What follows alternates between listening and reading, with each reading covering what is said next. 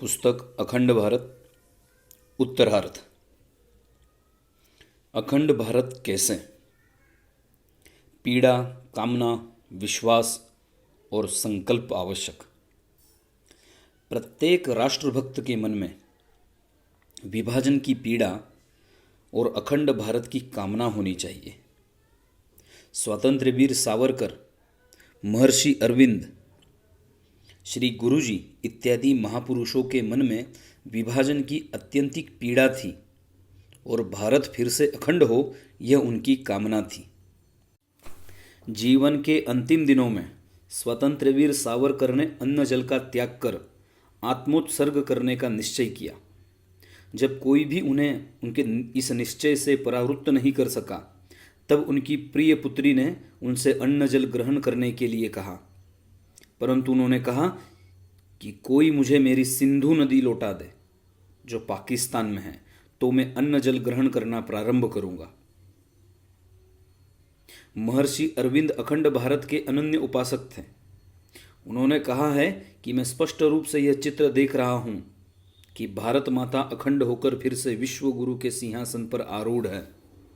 श्री गुरु जी ने मातृभूमि से ऐसा तादात्म्य स्थापित कर लिया था कि विभाजन में भारत माता के दाएं बाएं अंग कटे। इस कारण विभाजन के बाद उनके दाएं बाएं कंधों में स्थायी दर्द उत्पन्न हो गया। पीड़ा और कामना के साथ भारत फिर से अखंड होगा, इस बात पर मन में पूर्ण विश्वास भी होना चाहिए। इस दृष्टि से एक बात समझना आवश्यक है। व्यक्ति जीवन और राष्ट्र जीवन में काल का मापदंड अलग अलग होता है। व्यक्ति जीवन में 20-25 वर्ष भी काफ़ी अधिक होते हैं, जबकि राष्ट्र जीवन में, खासकर भारत जैसे हजारों वर्ष पुराने राष्ट्र के राष्ट्र जीवन में सैकड़ों वर्ष भी थोड़ी सी अवधि होते हैं। इसलिए आज भले ही अखंड भारत का कोई और छोर न दिखाई देता हो, परंतु आगे चलकर यह अवश्य होगा, ऐसा विश्वास मन में होना चाहिए। ऐसे ही विश्वास के कारण पराधीनता की लंबी कालरात्रि में स्वाधीनता की संभावना दूर दूर तक दिखाई न देते हुए भी असंख्य देशभक्त स्वाधीनता के लिए प्रयत्न कर रहे थे और इसी कारण भारत स्वाधीन हुआ। ऐसे ही विश्वास के कारण यहूदियों को सैकड़ों वर्षों तक विस्थापित अवस्था में रहने के पश्चात उनकी मातृभूमि की गोद प्राप्त हुई। जब लक्ष्य दूरगामी हो तो वहां तक कैसे पहुंचेंगे, इसके बारे में स्पष्ट कल्पना न होते हुए भी मन में स्थित विश्वास के कारण लक्ष्य प्राप्ति का संकल्प लेना होता है। इसे अव्यावहारिकता कहना ठीक नहीं। क्या भारत की संसद ने ऐसी अव्यावहारिकता नहीं दिखाई है? वह भी एक नहीं, 2 संदर्भों में। सन 1947 में पाकिस्तान ने कश्मीर का कुछ हिस्सा हमसे हथिया लिया और 1962 में चीन ने नेफा व लद्दाख की हजारों वर्ग किलोमीटर की भूमि पर कब्जा कर लिया। इन दोनों मामलों में हमारी संसद ये भूभाग फिर से प्राप्त करने के लिए सर्वसम्मति से वचनबद्ध है। क्या अब तक किसी भी सरकार ने यह भूभाग प्राप्त करने के लिए कोई कदम उठाया है? और क्या किसी भी सरकार के पास ये भूभाग प्राप्त करने की योजना रही है? नहीं, परंतु फिर भी हम वचनबद्ध हैं और कोई इसे अव्यावहारिकता नहीं कहता। फिर अखंड भारत के लिए संकल्पबद्ध होने को अव्यवहारिकता कैसे कहा जा सकता है, जबकि इस दिशा में स्पष्ट भले ही न हो, परंतु अस्पष्ट सी कार्य योजना भी हमारे सामने है। कभी कभी ऐसा विचार मन में आ सकता है कि जब हमारे श्रद्धेय नेताओं ने विभाजन स्वीकार कर लिया तो हमने भी उसे स्वीकार कर लेना चाहिए। परंतु जरा विचार करें, जितने भी लोगों ने स्वाधीनता के लिए प्रयास किए, उनकी आंखों के सामने अखंड भारत था या खंडित भारत? इसका उत्तर है अखंड भारत। और जिन्होंने विभाजन स्वीकार किया, उन्होंने हृदय से इसे स्वीकार किया या परिस्थितियों के कारण विवश होकर?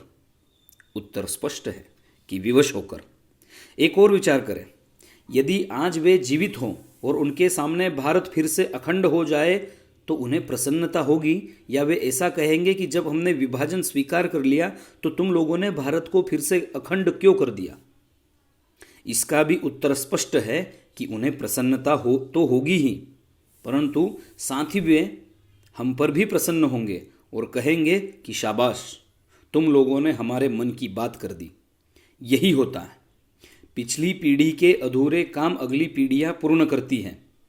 इसीलिए स्वाधीनता प्राप्ति के समय की पीढ़ी पूर्ण स्वाधीनता के जिस काम को अधूरा छोड़ गई, उस काम को पूर्ण करने का संकल्प अगली पीढ़ी ने लेना स्वाभाविक तो है ही, साथ ही साथ आवश्यक भी है। प्रयत्नों की पराकाष्ठा के बिना कुछ नहीं होगा। परंतु क्या केवल पीड़ा, कामना, विश्वास और संकल्प से ही सफलता मिलती है?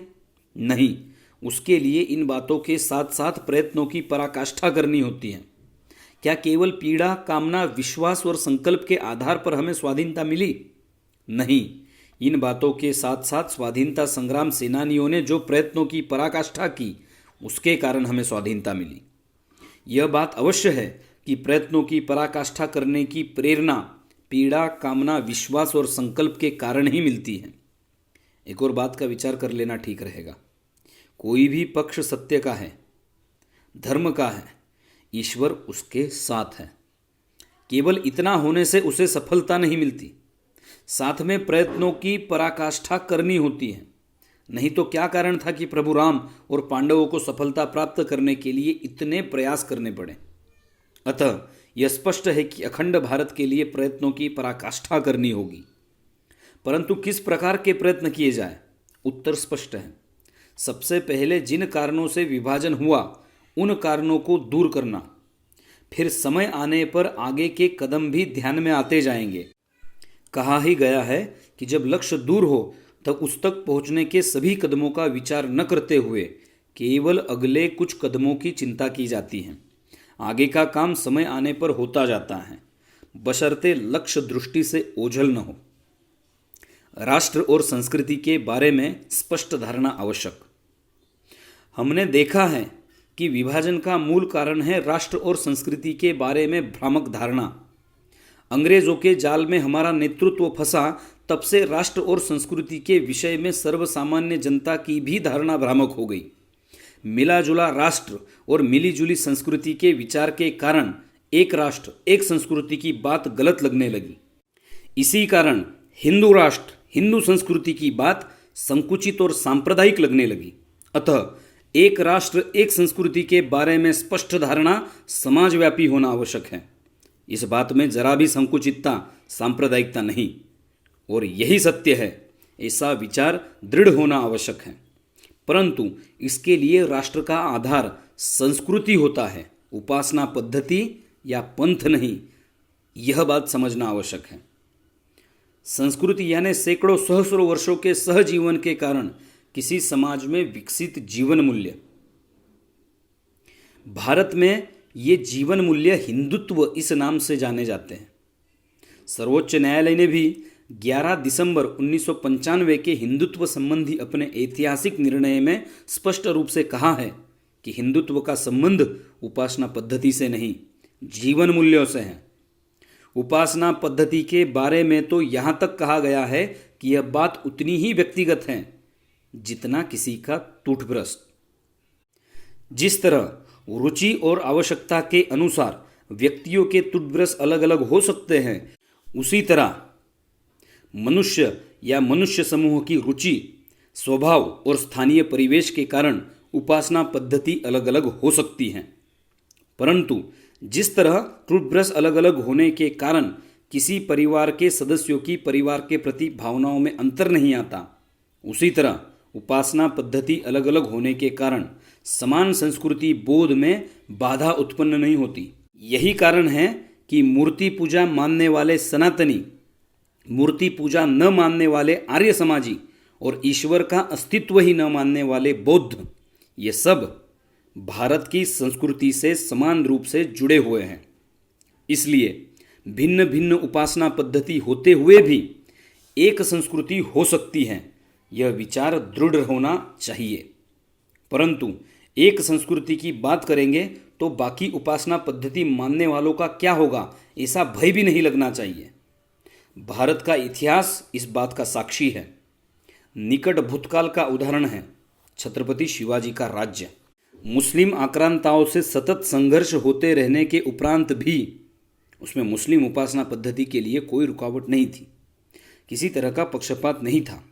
परंतु ऐसा था इसलिए तब आज माना जाता है वैसा मिला जुला मामला नहीं था।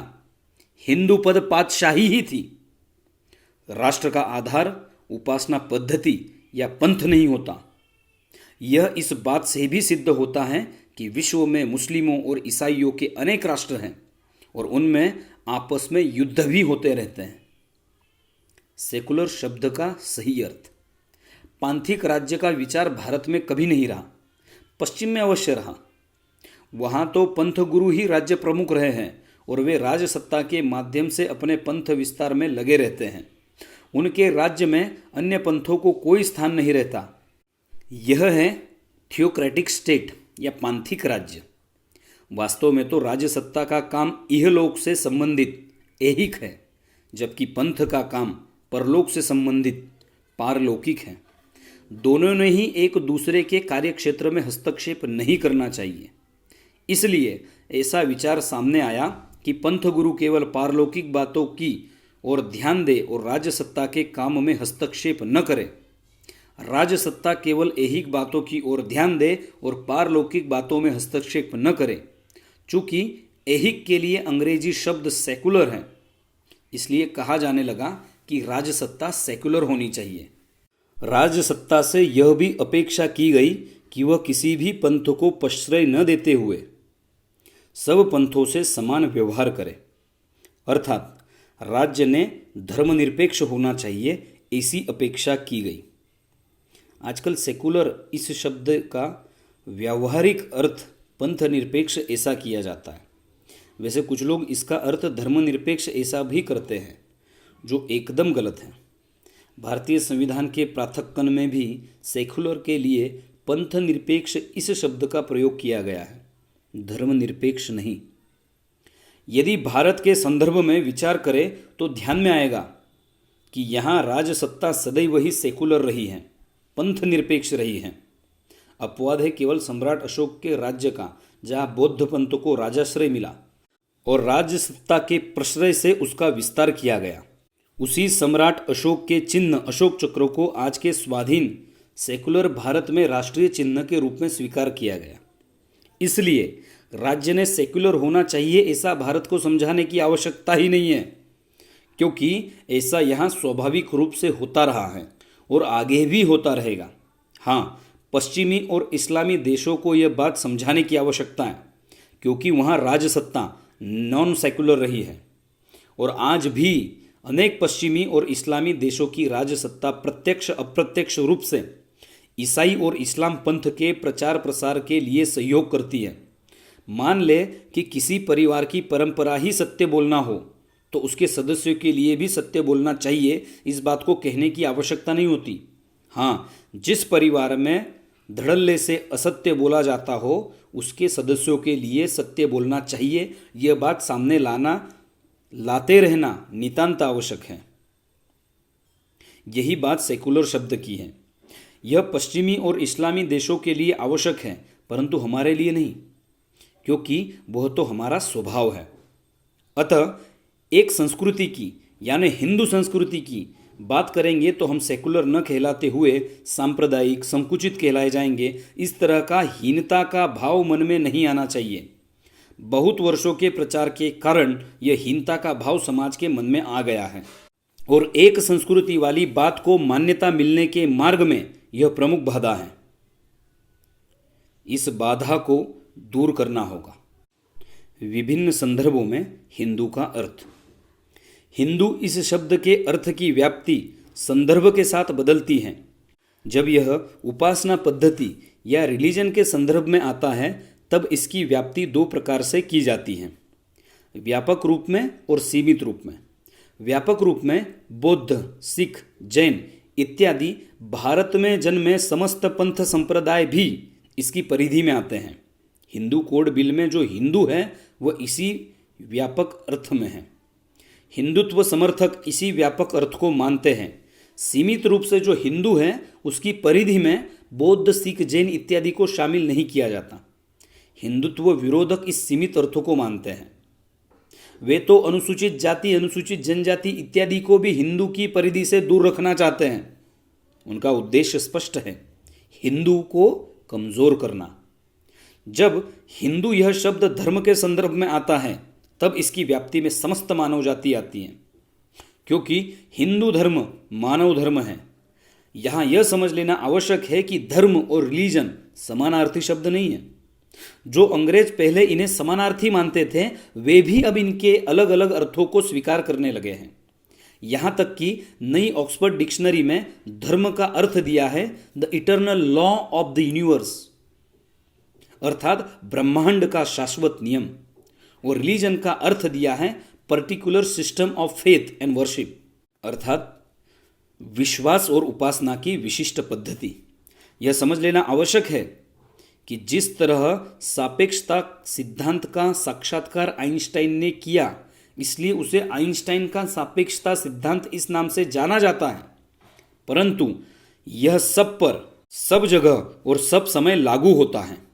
उसी तरह ब्रह्मांड के शाश्वत नियम यानी धर्म का साक्षात्कार हिंदू इस नाम से जाने जाने वाले मानव समुदाय ने किया, इसलिए उसे हिंदू धर्म इस नाम से जाना जाता है, परंतु है यह सब मानवों के लिए, अर्थात यह मानव धर्म है। जब हिंदू यह शब्द संस्कृति के संदर्भ में आता है तब इसकी व्याप्ति में भारत में जन्मे समस्त पंथ संप्रदायों को मानने वाले के साथ साथ जिन भारतवासियों ने भारत के बाहर जन्मी उपासना पद्धति मुसलमान, ईसाई इत्यादि अपनाई वे भी आते हैं। कोई कह सकता है कि एक ही शब्द अलग अलग संदर्भ में अलग अलग अर्थ वाला कैसे हो सकता है, परंतु ऐसा ही होता है। एक उदाहरण लें, हिंदी यह भाषा सूचक शब्द है, परंतु सारे भारत में प्रचलित देशभक्त गीत सारे जहां से अच्छा हिंदुस्तान, हिंदुस्तान का अपभ्रंश, हमारा में एक पंक्ति है, हिंदी है हम, वतन है हिंदुस्तान हमारा। इसमें आने वाला शब्द हिंदी भाषा सूचक न होकर राष्ट्रीयता सूचक है, अतः इसकी व्याप्ति में सब भाषा भाषी लोग आते हैं, केवल हिंदी भाषी नहीं। इसलिए अहिंदी भाषी लोगों को ऐसा नहीं लगता कि हम हिंदी नहीं, गुजराती, बंगाली, मराठी हैं, इसलिए हिंदी हम ऐसा क्यों कहें। वे भी इस पंक्ति को अभिमान पूर्वक गाते हैं, उन्हें ऐसा नहीं लगता कि हम पर हिंदी भाषा थोपी जा रही है। ठीक इसी तरह हिंदू संस्कृति में जो हिंदू आता है वो उपासना पद्धति सूचक न होकर संस्कृति सूचक है, राष्ट्रीयता सूचक है, क्योंकि राष्ट्र का आधार संस्कृति है। इसलिए इसकी व्याप्ति में भारतीय मूल के मुसलमान, ईसाई भी आएंगे, परंतु इसका अर्थ यह नहीं होता कि उन पर हिंदू उपासना पद्धतियाँ थोपी जाएंगी। सारे जहाँ से अच्छा गाने वाले गुजराती, बंगाली, मराठी भाषी जानते हैं कि वे भाषा से गुजराती, बंगाली, मराठी और राष्ट्रीयता से हिंदी। साथ ही वे यह भी जानते हैं कि ऐसा होने से उनकी गुजराती, बंगाली, मराठी आदि भाषी पहचान के लिए कोई खतरा नहीं है। इसी तरह भारतीय मूल के मुसलमान, ईसाइयों ने जानना चाहिए कि वे उपासना पद्धति से मुसलमान, ईसाई और संस्कृति से हिंदू हैं। साथ ही उन्होंने यह भी जानना चाहिए कि ऐसा होने से उनकी मुसलमान, ईसाई उपासना पद्धति वाली पहचान के लिए कोई खतरा नहीं। यह ध्यान देने योग्य है कि कांग्रेस की केंद्रीय सरकार में शिक्षा मंत्री रहे न्यायमूर्ति मोहम्मद करीम छागला ने कहा है कि I am Muslim by religion and Hindu by race, अर्थात मैं उपासना पद्धति से मुसलमान और वंश से हिंदू हूँ। श्री छागला द्वारा लिखी आत्मकथा रोजेस इन दिसंबर। वंश से हिंदू हूँ ऐसा कहना यानी हिंदुओं से अपने रक्त संबंध स्वीकार करना, पूर्वज, इतिहास, परंपरा, धरोहर इत्यादि सब स्वीकार करना, यानी हम एक ही संस्कृति के हैं यह स्वीकार करना। इसलिए वंश से हिंदू हूँ इसका दूसरा अर्थ है संस्कृति से हिंदू हूँ। आज देश में एक ऐसी बात हो रही है जिस पर विचार करना आवश्यक है। हिंदू संस्कृति की बात करने वाले हिंदुत्ववादी कहते हैं कि यहाँ हिंदू यह शब्द उपासना पद्धति सूचक न होकर संस्कृति सूचक, राष्ट्रीयता सूचक है, इसलिए उसके अंतर्गत भारतीय मूल के मुसलमान, ईसाई भी आते हैं। परंतु हिंदुत्ववादियों का विरोध करने वाले लोग कहते हैं कि ये लोग हिंदू शब्द को उपासना पद्धति सूचक इस अर्थ में ही लेते हैं। ये लोग मुसलमान, ईसाइयों को शत्रु मानकर उन्हें समाप्त करना चाहते हैं, इसलिए संकुचित और असहिष्णु विचार वाले घोर सांप्रदायिक हैं। और इसलिए देश की एकता अखंडता के दुश्मन हैं। अब प्रश्न उठता है कि इनमें से सही कौन है। इसका उत्तर पाने के लिए एक परिस्थिति की कल्पना करें। डॉक्टर यह संबोधन दो प्रकार के लोगों के लिए होता है। एक, एमबीबीएस की उपाधि प्राप्त कर रोगों का इलाज करने वाले। दो, किसी विषय में पीएचडी की उपाधि प्राप्त करने वाले। यदि किसी पीएचडी वाले डॉक्टर से कोई कहे कि तुम डॉक्टर हो इसलिए मेरे रोग का इलाज करो, तो यह व्यक्ति कहेगा कि मेरे नाम में जो डॉक्टर है उसका अर्थ रोगों का इलाज करने वाला न होकर एक विषय की सर्वोच्च उपाधि पीएचडी प्राप्त करने वाला यह है, इसलिए मैं तुम्हारा इलाज नहीं कर सकता। अब यदि वह दूसरा व्यक्ति कहे कि मैं नहीं मानता कि तुम डॉक्टर का दूसरा अर्थ ले रहे हो, मैं तो कहूँगा कि तुम्हारे लिए डॉक्टर का पहला ही अर्थ है और इसलिए तुम्हें मेरा इलाज करना ही पड़ेगा। तो क्या किसी के मन में यह प्रश्न उठेगा कि कौन सही और कौन गलत? बिल्कुल नहीं। हर कोई कहेगा कि डॉक्टर सही और दूसरा व्यक्ति गलत। फिर हिंदू का व्यापक अर्थ मानने वाले हिंदुत्ववादी और इसका व्यापक अर्थ न मानकर संकुचित अर्थ मानने वाले हैं और इसलिए देश के दुश्मन हैं, ऐसा कहने वाले हिंदुत्व विरोधी इनमें से और कौन सही है और कौन गलत, यह प्रश्न ही क्यों उठता है। कोई यह कह सकता है कि हिंदुत्ववादी लोग कहते भले ही कुछ भी हो, किंतु मुसलमान ईसाइयों को मानते तो दुश्मनी है। परंतु ज़रा विचार करें, यदि ऐसा होता तो ये लोग महापुरुषों में, आदर्श और अनुकरणीय लोगों में रस खान, दारा शिको, अशफाकुल्ला खान, एनी बेजेंट, दादा भाई नौरोजी, कबीर इत्यादि के नाम, शिवाजी महाराज, महाराणा प्रताप, महात्मा गांधी, भगत सिंह और अंबेडकर इत्यादि के साथ क्यों लेते हैं? क्यों किसी मुसलमान ईसाई का नाम राष्ट्रपति उपराष्ट्रपति पद के लिए प्रस्तावित करते हैं? क्यों चरखी दादरी विमान दुर्घटना या भोपाल गैस दुर्घटना के मुसलमान मृतकों पीड़ितों के लिए इतना काम करते हैं? क्यों इनके द्वारा चलाई जाने वाली शिक्षा संस्थाओं में अनेक मुसलमान ईसाई शिक्षा ग्रहण करते हैं? क्यों इनके बड़ी संख्या में होने वाले कार्यक्रमों के निकट के मुसलमान ईसाई समाज के छोटे बड़े दुकानदार, व्यवसायी बेखौफ अपने दुकान व्यवसाय यथावत चलाते रहते हैं, डर के कारण बंद नहीं करते। और यहाँ तक कि इनकी महिलाएं बच्चे भी बिना किसी डर के उनके आसपास गुजरते हैं। अनेक राजनीतिज्ञों द्वारा निहित स्वार्थवश फैलाए हुए काल्पनिक भय के विषैले वातावरण के बावजूद क्यों मुस्लिम ईसाई बुद्धिजीवियों, पंथ नेताओं के साथ इनके वार्ताओं के दौर सौहार्दपूर्ण वातावरण में संपन्न होकर एक दूसरे के प्रति अच्छी धारणा बनती है? इन जैसे प्रश्नों का उत्तर एक ही है। हिंदुत्ववादी लोग जैसा बोलते हैं वैसा ही सोचते हैं और इसलिए यह बात निसंदेह कही जा सकती है कि हिंदुत्ववादी लोग हिंदू संस्कृति के अंतर्गत सभी भारतवंशियों को शामिल करते हैं। हिंदुत्व विरोधी लोग एक और बात कहते हैं। उनका कहना है कि भारतीय, इंडियन और हिंदुस्तानी ये सब समानार्थी और राष्ट्रीयता सूचक शब्द हैं, परंतु हिंदू यह राष्ट्रीयता सूचक शब्द नहीं है। अब ज़रा विचार करें, हिंदुस्तानी यह शब्द हिंदुस्तान से और हिंदुस्तानी यह शब्द हिंदू से बना है, फिर हिंदुस्तानी और हिंदू इनका अर्थ अलग अलग कैसे हो गया? यदि अरबस्थानी और अरब समानार्थी हैं, तुर्कस्तानी और तुर्क समानार्थी हैं, अफगानिस्तानी और अफगान समानार्थी हैं, तो हिंदुस्तानी और हिंदू समानार्थी क्यों नहीं? सच बात तो यह है कि अरबस्तान, तुर्कस्तान, अफगानिस्तान जैसे देशों में वहाँ के लोगों के लिए अरब, तुर्क, अफगान इन शब्दों का प्रयोग होता है। अरबस्तानी, तुर्कस्तानी, अफगानिस्तानी इनका नहीं। इसलिए हिंदुस्तानी की तुलना में हिंदू यह शब्द अधिक समर्पक है। देश के नाम में आने वाला शब्द हमेशा राष्ट्रीयता सूचक होता है, उपासना पद्धति सूचक नहीं। अरब, तुर्क, अफगान ये सब राष्ट्रीयता सूचक शब्द हैं, उपासना पद्धति सूचक नहीं। ठीक उसी तरह हिंदुस्तान में जो हिंदू है वह राष्ट्रीयता सूचक शब्द है, उपासना पद्धति सूचक नहीं। किसी भी देश के नाम में उपासना पद्धति का नाम नहीं है। किसी भी देश का नाम इस्लाम स्थान या क्रिश्चियन लैंड नहीं है। फिर हिंदुस्तान में जो हिंदू है वो उपासना पद्धति सूचक कैसे हो सकता है? अतः अत्यंत स्पष्टता से यह बात समझ लेनी चाहिए कि एक संस्कृति, हिंदू संस्कृति, एक राष्ट्र, हिंदू राष्ट्र, इन बातों में जरा भी संकुचितता नहीं, सांप्रदायिकता नहीं।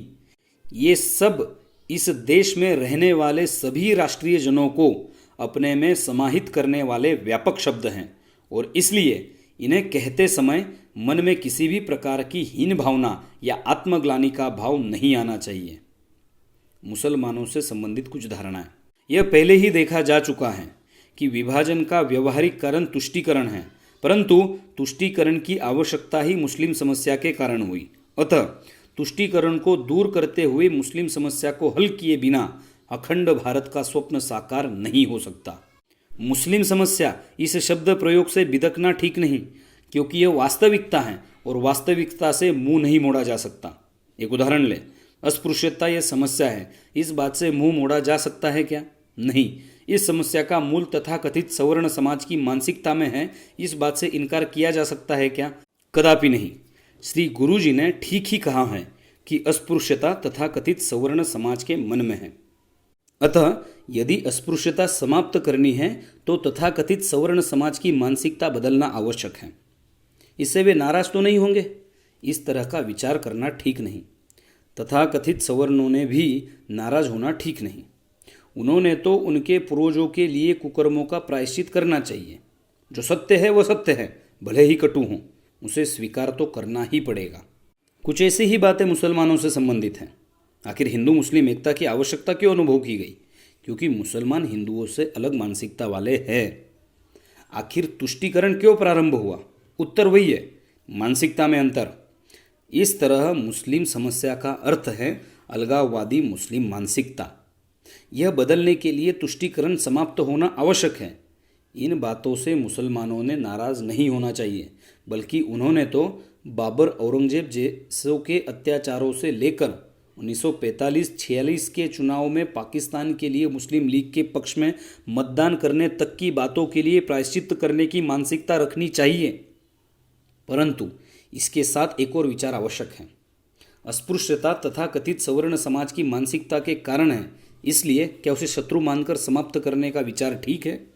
नहीं, उसकी यह मानसिकता समाप्त करने का प्रयास किया जाना चाहिए। इसी तरह मुस्लिम समस्या है, इस कारण उन्हें शत्रु मानकर समाप्त करने का विचार भी ठीक नहीं। उनकी अलगाववादी मानसिकता समाप्त करने का प्रयास किया जाना चाहिए। मुस्लिम समस्या को हल करने से पहले मुसलमानों से संबंधित हिंदुओं और मुसलमानों की कुछ धारणाओं को बदलना होगा। हिंदुओं की इसलिए कि उसके बिना वे मुसलमानों की मानसिकता में परिवर्तन करने का परिणामकारक प्रयास कर ही नहीं सकते।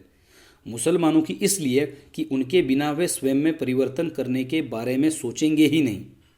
हम हैं वैसे हैं, अब नहीं बदल सकते, ऐसा उनका सोच हो जाएगा।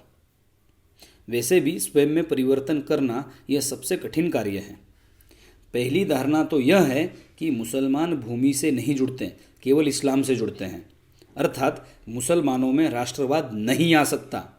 परंतु क्या यह धारणा सही है? यदि ऐसा होता तो इस्लाम के समस्त अनुयायियों का एक राष्ट्र क्यों नहीं? दुनिया में मुस्लिमों के इतने राष्ट्र क्यों हैं और वे आपस में क्यों लड़ते हैं? उत्तर स्पष्ट है, मुसलमान भी भूमि से जुड़ते हैं और उनमें भी राष्ट्रवाद की भावना होती है। दूसरी धारणा यह है कि मुसलमान संस्कृति से नहीं जुड़ते। इसके बारे में विचार करेंगे तो दिखेगा कि इंडोनेशिया के मुसलमान रामायण का मंचन करते हैं।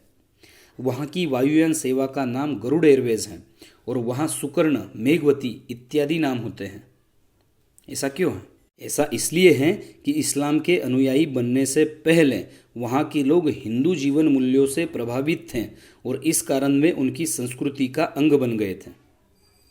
इस्लाम स्वीकार करने के बाद भी उन्होंने अपनी संस्कृति से नाता नहीं तोड़ा। वे कहते हैं कि हमने अपना पंथ बदला है, पूर्वज और संस्कृति नहीं। तुर्कस्तान का उदाहरण ले तो ध्यान में आएगा कि उन्होंने कुरान का तुर्की भाषा में अनुवाद किया और जब इसका विरोध किया गया तो कहा कि क्या अल्लाह हमारी तुर्की भाषा नहीं समझता? ईरान में भी रुस्तम, सोहराब इन पर गर्व किया जाता है और उन पर बालकों के नाम रखे जाते हैं, जबकि उनका इस्लाम से कोई संबंध नहीं, क्योंकि वे इस्लाम की स्थापना से पहले के हैं। पाकिस्तान में भी उसकी स्थापना के बाद वहाँ के पुरातत्वीय परामर्शदाता R.E.M. व्हीलर ने एक पुस्तक लिखी 5000 ईयर्स ऑफ पाकिस्तान, जिसकी प्रस्तावना में उनके तत्कालीन वाणिज्य तथा शिक्षा मंत्री फजलुर रहमान ने ईसा के 2-3 हजार वर्ष पहले की सिंधु घाटी सभ्यता, बाद की बौद्ध सभ्यता इत्यादि का उल्लेख करते हुए कहा है कि पाकिस्तान के उज्जवल भविष्य का निर्माण करना है तो इस परंपरा को अक्षुण्ण रखना होगा। पुस्तक में भी ऋग्वेद, पाणिनि, तक्षशिला, प्राचीन भव्य मंदिर, मोहनजोदड़ो, हड़प्पा सभ्यता इत्यादि के गौरवपूर्ण उल्लेख हैं, जबकि इनका इस्लाम से कोई संबंध नहीं है। पाकिस्तान के प्रधानमंत्री जुल्फिकार अली भुट्टो ने तो अपने बैठक कक्ष में गौतम बुद्ध की अर्ध प्रतिमा रखी थी। बांग्लादेश के निर्माण का एक प्रमुख कारण बंगाली भाषा है और भाषा किसी भी संस्कृति का अभिन्न अंग होती है। वहाँ की महिलाओं में साड़ी का प्रचलन भी उनके संस्कृति प्रेम को दर्शाता है। भारत में भी अनेक मुस्लिम शास्त्रीय संगीत गायक काव्य के पदों में आने वाले देवी स्तुति, कृष्ण लीला इत्यादि से परहेज न करते हुए कहते हैं कि वे संस्कृति से हिंदू है। प्रसिद्ध सरोद वादक उस्ताद अलाउद्दीन खां, जो मेहर मध्य प्रदेश के रहने वाले थे, उनसे मिलने आने वालों को आग्रह करते थे कि वे पहले वहाँ की पहाड़ी पर स्थित माँ शारदा के दर्शन करके आए। हिंदू देवी देवताओं से संबंधित दूरदर्शक धारावाहिक भी कुछ मुस्लिम निर्माता बनाते हैं और इस बात के लिए उन्हें उनके समाज द्वारा प्रताड़ित नहीं किया जाता। न्यायमूर्ति मोहम्मद करीम छागला जैसे अनेक मुसलमान हैं जो सगर्व कहते हैं कि हम उपासना पद्धति से मुसलमान और वंश संस्कृति से हिंदू हैं।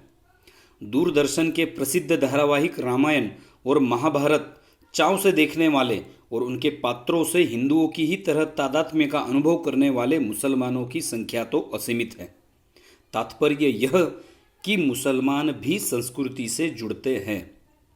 तीसरी धारणा यह है कि मुसलमानों में मतांधता इतनी है कि उनमें सामाजिक सुधार नहीं होते। यह सच है कि मुसलमानों में सामाजिक सुधारों की गति कम है, परंतु वे होते ही नहीं ऐसा कहना गलत है। आज कुवैत, सऊदी अरेबिया, तुर्कस्तान इत्यादि अनेक देशों में बड़ी संख्या में मुस्लिम महिलाएं बुर्का और पर्दा छोड़कर अन्य प्रगतिशील समाजों की तरह नौकरी, व्यवसाय इत्यादि के द्वारा अपने राष्ट्र की प्रगति में सहयोग करती हैं। भारत में भी ऐसा दिखता है।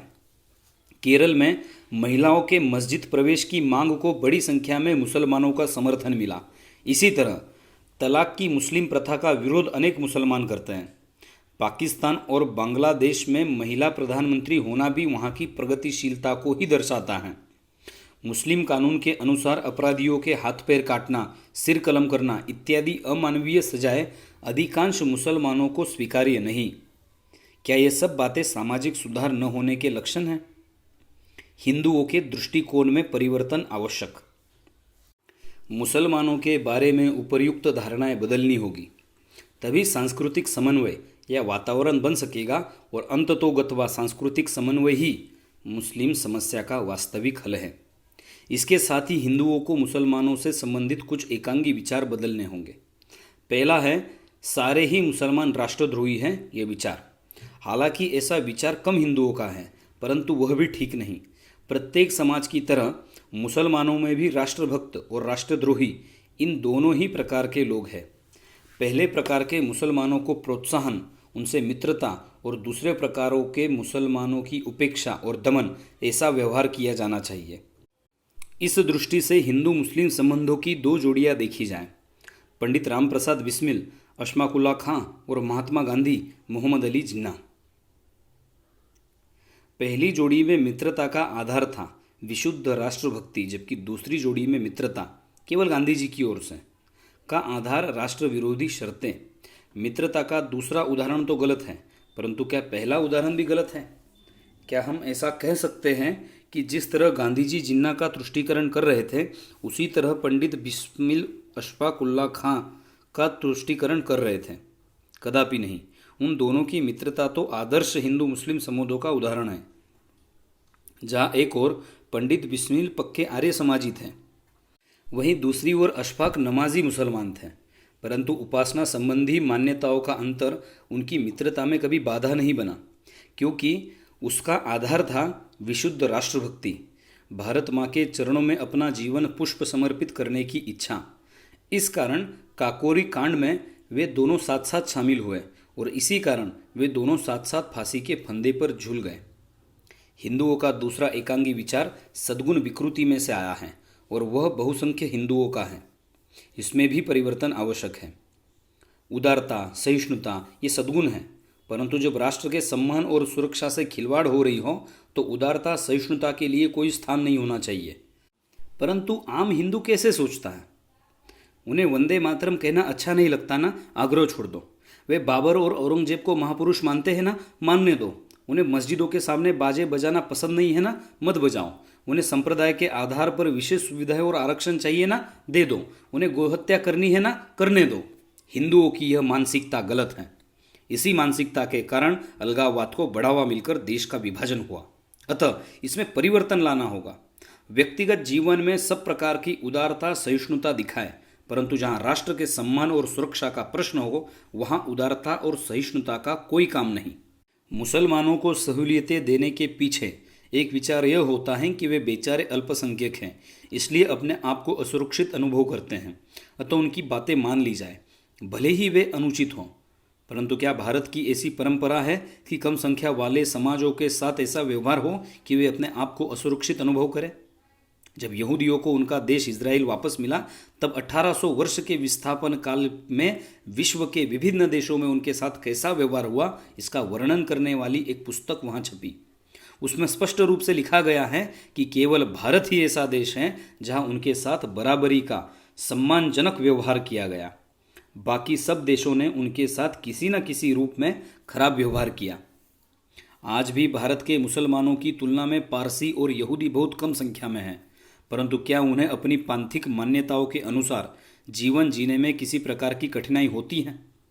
कोई भी निष्पक्ष व्यक्ति यही कहेगा कि पारसी और यहूदी समाज भारत में अपनी पांथिक मान्यताओं का पालन करते हुए सम्मानपूर्वक जीवन व्यतीत कर रहे हैं। फिर इतनी बड़ी संख्या वाले मुसलमान समाज को किस बात का डर है? अतः वे अपने आप को असुरक्षित अनुभव करते होंगे, इसलिए बेचारे हैं इस तरह का विचार करना और उन्हें गलत सलत सब प्रकार की सहूलियतें देना उचित नहीं। यहूदियों और पारसियों की तरह वे भी ससम्मान अपनी पांथिक मान्यताओं का पालन करते हुए जीवन जी सकते हैं, जी रहे हैं। सच बात तो यह है कि जहाँ हिंदू बहुलता है वह मुसलमानों को कोई खतरा नहीं। हाँ, जहाँ मुस्लिम बहुलता है वहाँ अवश्य हिंदुओं को खतरा है। मुस्लिम बहुल कश्मीर से विस्थापित लाखों हिंदू इस बात के जीते जागते प्रमाण हैं। हिंदुत्व का शक्तिशाली होना आवश्यक। हमने यह तो देखा कि गंगा में मिलने वाली समस्त नदियों का जल गंगा जल बन जाता है और आगे भी वह गंगा नदी ही कहलाती है। परंतु ऐसा क्यों होता है? क्योंकि गंगा नदी में ऐसी आंतरिक शक्ति है कि वह उसमें मिलने वाले समस्त जलों को गंगा जल के गुणों वाला बना सकती है। यही बात हिंदुत्व के लिए लागू होती है।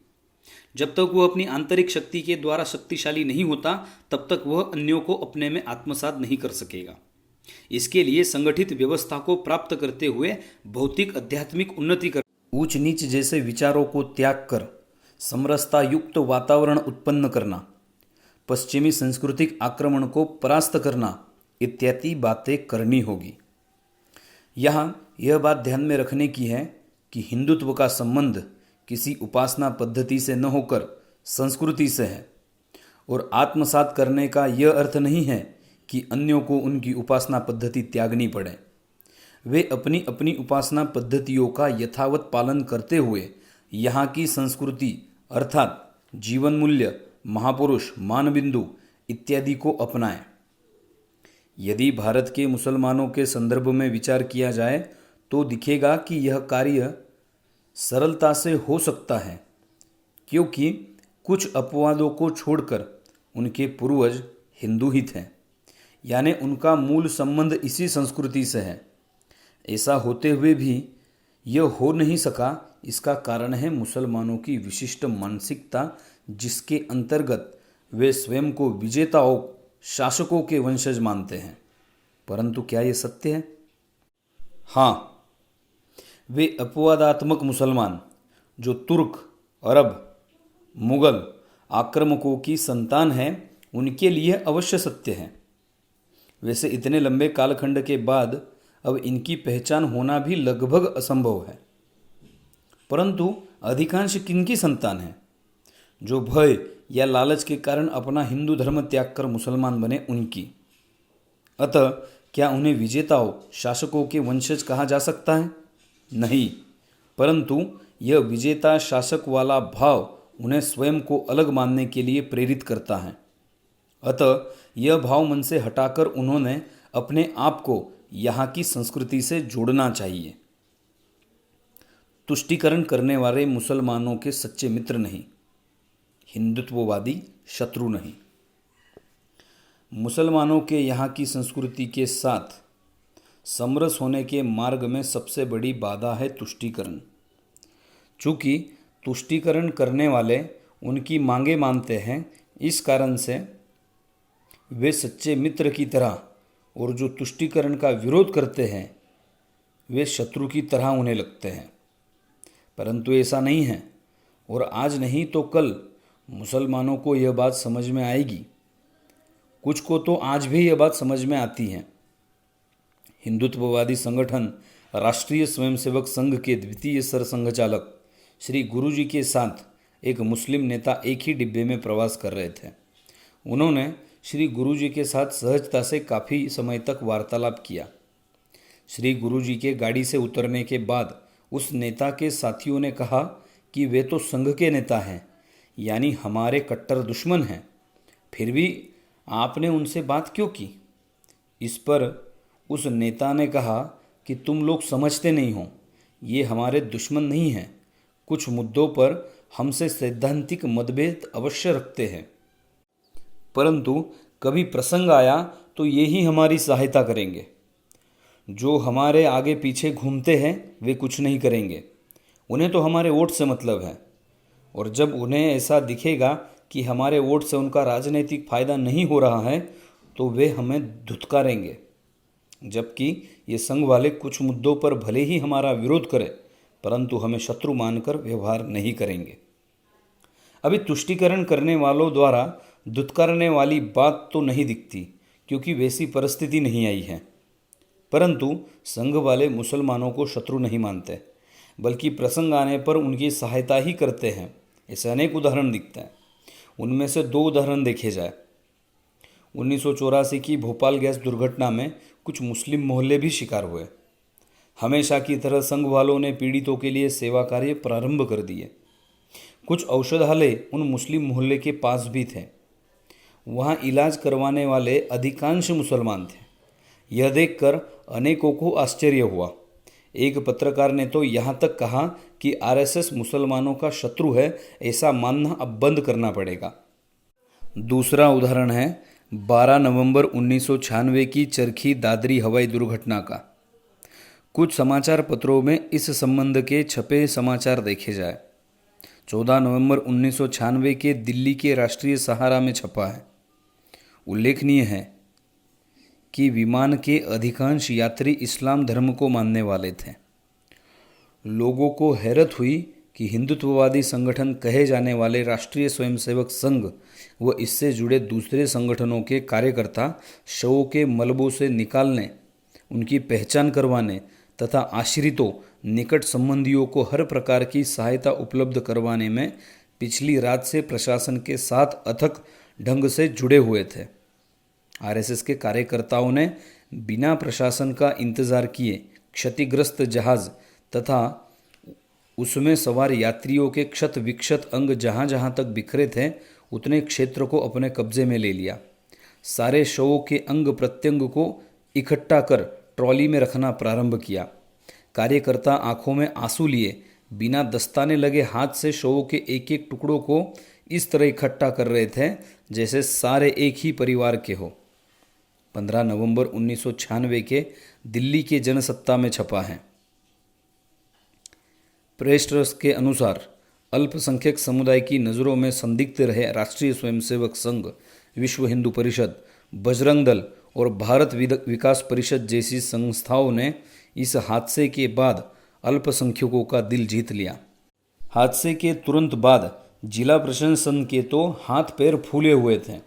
ऐसे में उपरोक्त हिंदुत्ववादी संगठन ही सबसे पहले मदद के लिए आगे आए। सेना की टुकड़ियां पहुंचने से भी पहले केसरिया पटका बांधे व खाकी निकर पहने स्वयंसेवकों ने विमानों के मलबे से जले अधजले शवों को निकालना शुरू कर दिया था। कोई आश्चर्य नहीं है कि चरखी दादरी के मुसलमानों ने संघ के कार्यकर्ताओं को मस्जिद में बुलाकर वहाँ उनका सत्कार करते हुए आभार माने। माना कि ऐसी घटनाओं का मुसलमानों पर अस्थायी और स्थायी प्रभाव पड़ता है, परंतु क्या स्थायी और देशव्यापी प्रभाव कभी पड़ेगा ही नहीं? सामाजिक मानसशास्त्र बताता है कि एक निश्चित समय के बाद ऐसा होता है। ठीक वैसे ही जैसे तराजू के एक ओर कुछ वजनी सामान और दूसरी ओर एक के बाद एक बांट रखे जाए तो कुछ समय तक भले ही सामान वाला पलड़ा नीचे रहे, ऐसा एक समय अवश्य आता है जब कोई बाट रखने के बाद सामान वाला पलड़ा ऊपर उठ जाता है। और ऐसा तब ज़रा जल्दी हो जाता है जब उस वजनी सामान में से थोड़ा कम किया जाए। क्या मुसलमानों को यह नहीं दिखता होगा कि विपदा के समय उनका तुष्टीकरण करने वाले लोग उनकी मदद के लिए कितना आगे आते हैं? इस तरह यह देखा जा सकता है कि कभी न कभी आम मुसलमानों को यह समझ में आएगा कि तुष्टीकरण करने वाले उनके सच्चे मित्र नहीं और हिंदुत्ववादी उनके शत्रु नहीं। अल्पसंख्यक बहुसंख्यक का सही अर्थ। तुष्टीकरण के कारण मुसलमानों के भारत की संस्कृति के साथ समरस होने के मार्ग में बाधा उत्पन्न होने के साथ साथ एक और अत्यंत ही खतरनाक बात हो रही है। वह है हिंदुओं के ही कुछ हिस्सों में अल्पसंख्यक कहलाए जाने की लालसा जगना, ताकि अल्पसंख्यकों को मिलने वाले कुछ लाभ उन्हें भी मिल सके।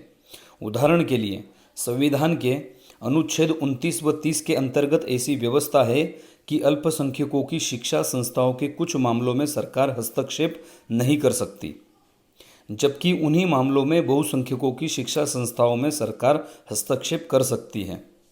रामकृष्ण मिशन ने न्यायालय में शपथ पत्र देकर स्वयं के अल्पसंख्यक होने की जो बात कही थी, उसका कारण ही यह था कि उनकी शिक्षा संस्थाओं में पश्चिम बंगाल की वामपंथी सरकार का हस्तक्षेप टाला जा सके। इसी तरह अल्पसंख्यकों को मिलने वाली अन्यान्य सुविधाएं प्राप्त करने की इच्छा के कारण ही जैन समुदाय को अल्पसंख्यक आयोग द्वारा अल्पसंख्यक घोषित किए जाने पर उनका जितना विरोध होना चाहिए था उतना नहीं हुआ। यदि कभी शिया मुसलमान नहीं है ऐसी घोषणा हुई तो उसका कितना ज़बरदस्त विरोध होगा, वैसा ही जैनों के बारे में होने पर क्यों नहीं हुआ। इस तरह यह देखा जा सकता है कि तुष्टीकरण से उत्पन्न हुए अल्पसंख्यकवाद के कारण समाज के और आगे चलकर देश के भी टुकड़े होने की आशंका बनी रहती है। यदि गहराई से विचार करें तो ध्यान में आएगा कि राष्ट्रीय संदर्भ में मुसलमान, ईसाई इत्यादि को अल्पसंख्यक कहा जाना ही गलत है।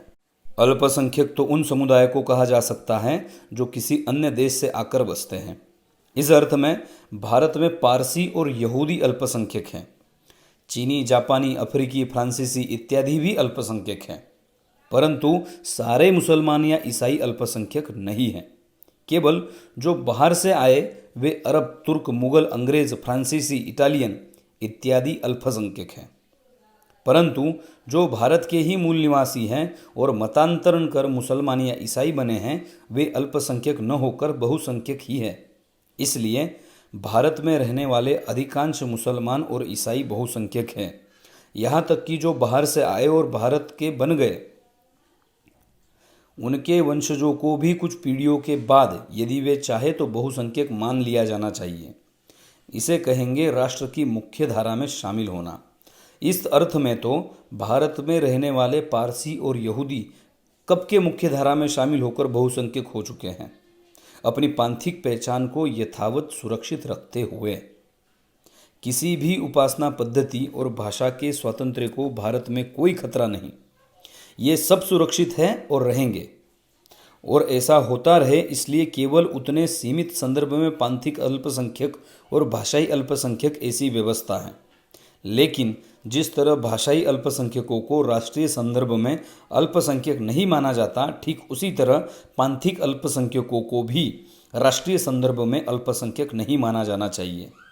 साथ ही जिस तरह भाषाई अल्पसंख्यकों के लिए केवल भाषा की सुरक्षा, भाषा के अध्ययन की समुचित व्यवस्था इत्यादि बातें होती हैं, उनके लिए नौकरी, जनप्रतिनिधित्व में आरक्षण, अन्य कोई विशेष सुविधा, अधिकार इत्यादि के बारे में कोई विचार नहीं होता, ठीक उसी तरह पांथिक अल्पसंख्यकों के लिए भी केवल उपासना स्थान की सुरक्षा, उपासना पद्धति के संबंधित बातों की समुचित व्यवस्था इत्यादि बातें होनी चाहिए। उनके लिए नौकरी, जनप्रतिनिधित्व में आरक्षण, अन्य कोई विशेष सुविधा, अधिकार इत्यादि के बारे में कोई विचार नहीं किया जाना चाहिए। जब ऐसा होगा तभी अलगाव की भावना समाप्त होकर सारा समाज, सारा देश सही अर्थ में एकात्म होगा। अपनी समस्त विविधताओं, उपासना पद्धति, भाषा इत्यादि को सुरक्षित रखते हुए मुस्लिम अलगाववाद की राजनैतिक पराजय आवश्यक। तुष्टीकरण और अल्पसंख्यकवाद में से उत्पन्न अलगाववाद यदि समाप्त करना है तो उसके लिए मुस्लिम अलगाववादियों की राजनीतिक पराजय होना आवश्यक है। यह स्मरण रखना चाहिए कि 1945-46 के चुनावों में मुस्लिम अलगाववाद की प्रवक्ता मुस्लिम लीग को मिली महत्वपूर्ण राजनीतिक विजय, मुसलमानों के लगभग 90% मत, देश विभाजन का एक प्रमुख कारण है। अतः मुस्लिम अलगाववाद को समाप्त करने के लिए उनकी राजनैतिक पराजय आवश्यक है, क्योंकि तभी अलगाववादियों में आत्मनिरीक्षण की प्रक्रिया प्रारंभ होकर उनकी मानसिकता बदलेगी। वैसे मुस्लिम अलगाववाद की राजनीतिक पराजय में अलगाववादी मुसलमान और तुष्टीकरण के द्वारा अलगाववाद को बढ़ावा देने वाले हिंदू, इन दोनों की राजनीतिक पराजय सम्मिलित हैं। पिछले कुछ वर्षों की घटनाएं देखें तो ध्यान में आएगा कि जब जब मुस्लिम अलगाववाद की आंशिक पराजय भी हुई है, तब तब दोनों में आत्मनिरीक्षण प्रारंभ हुआ। अलगाववादी मुस्लिम नेताओं को मुसलमानों की ही सभाओं में अन्य मुसलमानों द्वारा यह कहते हुए रोका जाना कि आपने हमें भड़का कर हमारा बहुत बड़ा नुकसान कर दिया, अब और न करें, और इस पर उन रोकने वालों का कुछ भी नुकसान न होकर उन अलगाववादी नेताओं को सभा छोड़कर जाना पड़ना आत्मनिरीक्षण का सूचक है। इसी तरह संघ के अधिकारियों को मुस्लिम और ईसाई बुद्धिजीवियों की गोष्ठियों में वार्तालाप के लिए आमंत्रित किया जाना और उनके पांथिक नेताओं के संघ नेताओं के साथ वार्तालाप के दौर चलना भी आत्मनिरीक्षण का ही सूचक है। जिस कांग्रेस ने मुस्लिम तुष्टीकरण प्रारंभ किया, उसी कांग्रेस के प्रवक्ता और नेता श्री गाडगीळ द्वारा लिखी पुस्तक में आया यह उल्लेख है कि कांग्रेस को उनकी धर्मनिरपेक्षता की नीति के बारे में पुनर्विचार करना चाहिए। यह दर्शाता है कि वहाँ भी पराजय के बाद आत्मनिरीक्षण की प्रक्रिया चलती है। सच ही है, पराजय आत्मनिरीक्षण करवाती है। इस तरह राजनीतिक स्तर पर दिखने वाली स्थिति के साथ साथ सामाजिक स्तर पर भोपाल गैस दुर्घटना, चरखी दादरी दुर्घटना इत्यादि प्रसंगों पर हिंदुत्ववादियों का व्यवहार और तुष्टीकरणवादियों का व्यवहार, ये सब बातें आत्मनिरीक्षण के दौरान मन पर अवश्य प्रभाव करेगी और निष्कर्ष राष्ट्र के लिए हितकारक होंगे। मुस्लिम अलगाववाद की राजनीतिक पराजय का एक लाभ यह भी होगा कि उसके कारण देश के और अधिक विभाजन के खतरे टल जाएंगे, क्योंकि जब तक मुस्लिम अलगाववाद फलता फूलता रहेगा तब तक विभाजन के खतरे देश के समक्ष बने रहेंगे, क्योंकि पहले का विभाजन भी मुस्लिम अलगाववाद के कारण ही हुआ था। मुस्लिम अलगाववाद की राजनीतिक पराजय से देश में राष्ट्रवाद प्रबल होगा। इस कारण अन्य अलगाववाद भी कमज़ोर पड़ जाएंगे तथा उनके कारण जो विभाजन के खतरे हैं वे भी टल जाएंगे। इस तरह मुस्लिम अलगाववाद की राजनीतिक पराजय के कारण देश के समक्ष उपस्थित विभाजन के सभी खतरे टल जाएंगे और वह उन्नति की दिशा में और भी तीव्र गति से आगे बढ़ सकेगा। राष्ट्रीय महापुरुष और आक्रामक शत्रु। समान संस्कृति बोध के लिए इतिहास और महापुरुषों के बारे में समान धारणा आवश्यक है, परंतु क्या अपनी उपासना पद्धति वालों को देश का शत्रु माना जा सकता है? जरा विचार किया जाए। राणा प्रताप के समय का राजा मान सिंह और छत्रपति शिवाजी के समय का मिर्जा राजा जयसिंह ये हिंदू ही थे। जयसिंह तो परम शिव भक्त था, परंतु क्या कोई भी हिंदू उन्हें राष्ट्रीय महापुरुष मानता है? नहीं, उन्हें देशद्रोही और शत्रु माना जाता है। इसी प्रकार क्या अन्य उपासना पद्धति वालों को राष्ट्रीय महापुरुष माना जा सकता है? हाँ, माना जा सकता है। किसी भी हिंदू के मन में कृष्ण भक्त रस खान और शहीद अशफाक उल्लाह खान जैसे मुसलमानों के बारे में कौन सा भाव रहता है? आदर और श्रद्धा का। वह उन्हें राष्ट्रीय महापुरुष मानता है। संघ की शाखाओं में नित्य कहे जाने वाले एकात्मता स्तोत्र में तो अन्य महापुरुषों के साथ रस खान का भी नाम आता है। अर्थात राष्ट्रीय महापुरुष और शत्रु का निर्धारण उपासना पद्धति के आधार पर न होकर राष्ट्र के परिप्रेक्ष्य में उन्होंने क्या किया उसके आधार पर होता है। हिंदू ऐसा ही सोचते हैं। मुसलमानों ने कैसा सोचना चाहिए? क्या उन्होंने बाबर जैसे आक्रामक को राष्ट्रीय महापुरुष मानना ठीक है?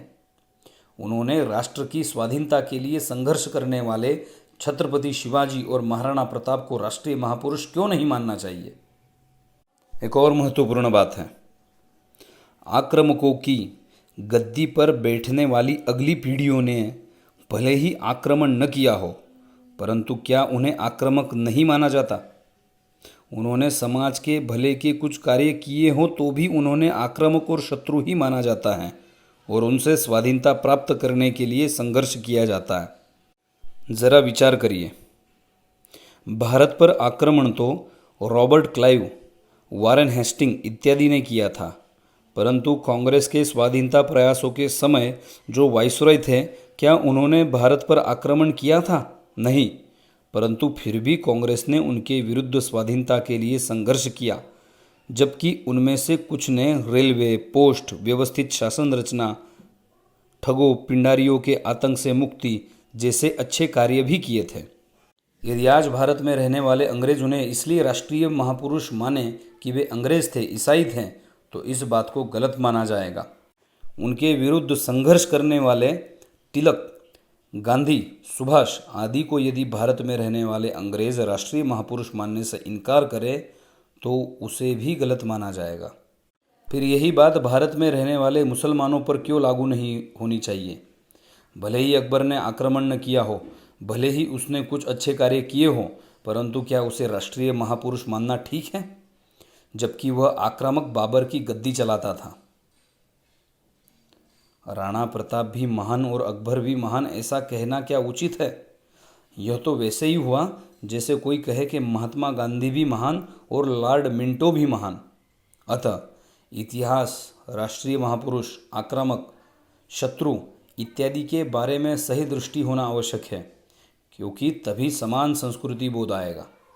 इसी तरह राम, कृष्ण, गौमाता, वंदे मातरम इत्यादि राष्ट्रीय मान बिंदुओं के बारे में भी सबके मन में समान भावना होना आवश्यक है, तभी समान संस्कृति बोध आएगा। इन मामलों में ढीला ढाला दृष्टिकोण रखना उचित नहीं, क्योंकि ऐसा करने से समान संस्कृति बोध जागृत होने के स्थान पर अलगाववादी मानसिकता बढ़ेगी। शिक्षा, पांथिक कट्टरता और समाज सुधार। तर्कशुद्ध बात भी कोई व्यक्ति कब नहीं मानता? जब उस पर पांथिक कट्टरता हावी हो। सही शिक्षा व्यक्ति के मन मस्तिष्क को खुला करती है और फिर उस पर पांथिक कट्टरता हावी नहीं हो सकती। तभी वह तर्कशुद्ध बात स्वीकार करने की मानसिकता में आता है। फिर अनावश्यक रूढ़ियाँ बदलकर समाज सुधार के लिए भी वह तैयार होता है। अतः जैसे जैसे मुसलमानों में सही शिक्षा का प्रचार होगा, वैसे वैसे ये सब बातें होती जाएंगी। इसलिए मुसलमानों के मस्तिष्क को बंद करने वाली मजहबी शिक्षा के स्थान पर सही वैज्ञानिक शिक्षा का प्रचार होना आवश्यक है। आज काफ़ी बड़ी मात्रा में ऐसा हो रहा है। इसी का परिणाम है कि अनेक शिक्षित मुसलमान उनकी कालबाह्य और गलत रूढ़ियों को नहीं मानते और उनके विरुद्ध प्रचार करते हैं। एक समय था जब इस तरह समाज सुधार की बातें करने वाले मुसलमान का जीवन कट्टर मुल्ला मौलवियों के कारण अत्यंत कठिन हो जाता था। 1960 के दशक के महाराष्ट्र के मुस्लिम सुधारक श्री हमीद दलवाई का उदाहरण हमारे सामने है, जिनका जीवन दुभर हो गया था। उस समय कोई मुसलमान खुलकर समाज सुधार के अपने विचार भी व्यक्त नहीं कर पाता था, परंतु आज ऐसा देखने को मिलता है कि तलाक प्रथा, बुर्का प्रथा इत्यादि अनेक मामलों में बड़ी संख्या में मुस्लिम बुद्धिजीवी अपने खुले विचार सार्वजनिक रूप से प्रकट करते हैं और उनका बाल भी बाका नहीं होता। यह मुस्लिम मानसिकता में आए परिवर्तन को दर्शाता है। परंतु एक बात की ओर ध्यान देना आवश्यक है। मानसिकता में परिवर्तन धीमे धीमे होता है, अतः उसमें जल्दबाजी नहीं होनी चाहिए और परिवर्तन के प्रयास समाज के अंदर से होने चाहिए, बाहर से थोपे हुए न हो। जब समाज सुधार जैसी खुली मानसिकता आएगी, तब तर्कशुद्ध सही बातों को मानने की मानसिकता भी आएगी। जिनमें राष्ट्रीयता का आधार पंथ नहीं संस्कृति है, पंथ परिवर्तन से पूर्वजों का परिवर्तन नहीं होता, इन जैसी अनेक बातें सम्मिलित हैं। जब ऐसा होगा तब अलगाववादी मानसिकता समाप्त होकर राष्ट्रीयता की भावना विकसित होगी और उस पर हावी पांथिक कट्टरता कम होगी। शिक्षा के प्रचार के कारण आज अनेक मुस्लिम बुद्धिजीवी अपने खुले विचारों को स्पष्ट रूप से प्रकट करने लगे हैं और उनका